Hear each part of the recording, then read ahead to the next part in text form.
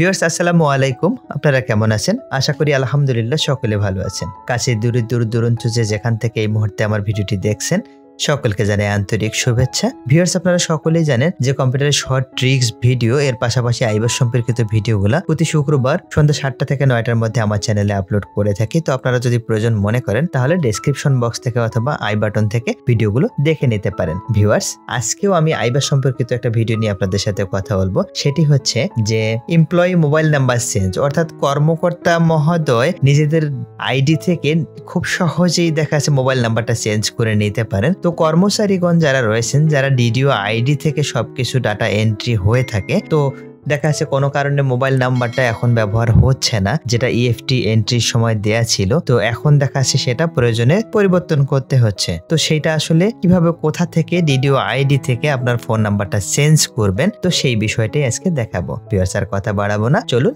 দেখা যাক।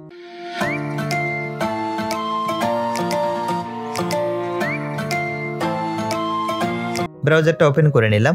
এখানে iBAS ++ লিখে সার্চ করব আমি।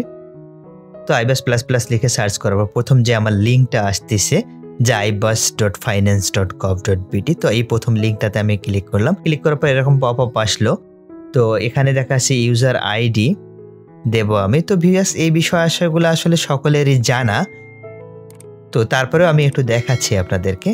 নিচে পাসওয়ার্ডের অপশন রয়েছে, পাসওয়ার্ড দিতে হবে। অর্থাৎ নতুন কেউ যখন এই আইডিটা হ্যান্ডেল করবে, অর্থাৎ তেনার জানি বুঝতে তেমন কোনো অসুবিধা না হয়। দেন ক্যাপচা, তো ক্যাপচাটা দিয়ে দেওয়ার পর আমি এখন লগ ইন করে দেব। Log in.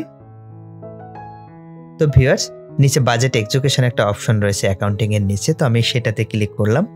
ক্লিক করার পর এখান থেকে বাম পাশে একটু চেঞ্জ রিকোয়েস্ট ম্যানেজমেন্ট, তো এটাতে আমি ক্লিক করলাম। ক্লিক করার পরে ভিউয়ার্স এখানে দেখা যাচ্ছে যে ডিডিও মহোদয় যিনি আছেন উনিও দেখা যাচ্ছে সেলফ দিয়ে সবকিছু চেঞ্জ করে নিতে পারেন। তো আমি এখান থেকে একটু নিচের দিকে employee mobile number change request entry staff, তো এটাতে আমি ক্লিক করলাম। ক্লিক করার পর আমার এরকম পপ আপ ওপেন হলো। এখানে এমপ্লয়ি টাইপ গভ স্টাফ, তো এখানে এনআইডি কার্ড নাম্বার দিতে হবে, অর্থাৎ ন্যাশনাল আইডি কার্ড, জাতীয় পরিচয়পত্র নাম্বার। তো আমি নাম্বারটা দিয়ে দিচ্ছি এখানে।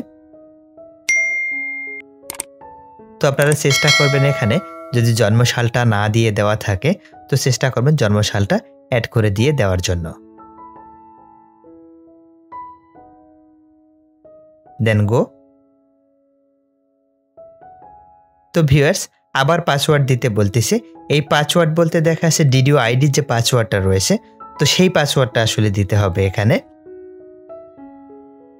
তো আমি পাসওয়ার্ডটা দিয়ে দিচ্ছি। Then next. একটু সময় নিচ্ছে ভিউয়ার্স। তো ফাইনালি লোড হয়ে গেল। তো এখানে দেখেন এমপ্লয়ি নেম আছে, পাশাপাশি যে মোবাইল নাম্বারটা আগে দেওয়া ছিল সেটা আছে। তো আমি যে চেঞ্জ করব নিউ ইনফরমেশন, নিউ মোবাইল নাম্বারটা দিয়ে দেবো আমি, নতুন নাম্বারটা। তো নাম্বারটা টাইপ করে দিলাম আমি। তার নিচে দেখেন একটু সাবমিট অপশন রয়েছে, তো এই সাবমিটে আমি ক্লিক করব। তো একটু সময় নিচ্ছে ভিউয়ার্স। তো দেখেন mobile number change request has been submitted successfully. তো এখানে আমি ওকে করে দিলাম।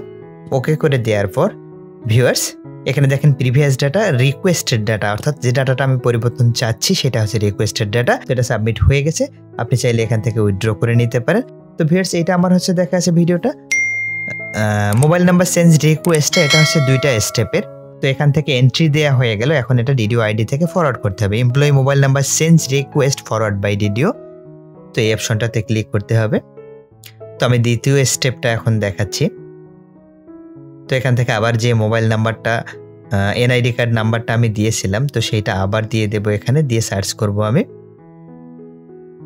তো সার্চ করার পর ভিউয়ার্স দেখেন এখানে যে চেঞ্জ রিকোয়েস্ট হিস্ট্রিতে আমার দেখাচ্ছে এইটা। তো এইটা দেখাচ্ছে যে এখানে ফরওয়ার্ড একটা অপশন রয়েছে, সাবমিটেড, তার পাশে হচ্ছে ফরওয়ার্ড। তো আমি এটা ফরওয়ার্ড করে দিলে দেখেন are you sure to forward this information, তো আমি ইয়েস দেব এখানে। তো ভিউয়ার্স ইনফরমেশন আপডেট সাকসেসফুলি, অর্থাৎ এই ইনফরমেশনটা দেখা যাচ্ছে যে 2টা স্টেপে সাবমিট হলো। একটাতে হচ্ছে এন্ট্রি করতে হলো আমাকে প্রথমে, যে আগের যে মোবাইল নাম্বারটা ছিল সেটার পাশাপাশি নিউ মোবাইল নাম্বারটা দিয়ে একটা এন্ট্রি দিতে হলো। তারপরে দেখা যাচ্ছে ডিডিও কর্তৃক অর্থাৎ ডিডিও মহোদয় যিনি আছেন ওনার কর্তৃক দেখা যাচ্ছে যে এটা ফরওয়ার্ড করে দেয়া হলো অ্যাকাউন্টস অফিসে। অ্যাকাউন্টস অফিসে যে এই রিকোয়েস্টটা এখন তাদের আইডিতে চলে গেল। তো এখন অ্যাকাউন্টস অফিস থেকে এইটা দেখা যাচ্ছে যে অ্যাপ্রুভ করে নিতে হবে। তো যখন অ্যাপ্রুভ করে আপনি নেবেন, অ্যাপ্রুভ করে নেয়ার পর তখন ফাইনালি দেখা যাচ্ছে যে আপনার যে মোবাইল নাম্বারটা ইএফটি তে ছিল এই মোবাইল নাম্বারটা চেঞ্জ হয়ে যাবে। তো ভিউয়ার্স, আশা করি আপনারা বুঝতে পেরেছেন। তো এতক্ষণ ধৈর্য সহকারে আমার ভিডিওটি দেখার জন্য আপনাদেরকে অসংখ্য ধন্যবাদ। ভিউয়ার্স, আপনি যদি আমার চ্যানেলে নতুন হয়ে থাকেন তাহলে লাইক, কমেন্ট, শেয়ার, সাবস্ক্রাইব করে আমাকে সহায়তা করবেন। আর যদি ইতিপূর্বে সাবস্ক্রাইব করে থাকেন তাহলে অসংখ্য ধন্যবাদ। ভিউয়ার্স, এছাড়াও আমাদের ফেসবুক পেজ রয়েছে, তো পেজটাতে আপনারা ফলো করে সবসময় আমাদের সাথেই থাকুন। আবারও কথা হবে নতুন কোনো টপিকের উপরে, নতুন কোনো ভিডিও নিয়ে। আজকের মতো বিদায় নিচ্ছি। ভালো থাকবেন, সুস্থ থাকবেন। আসসালামু আলাইকুম।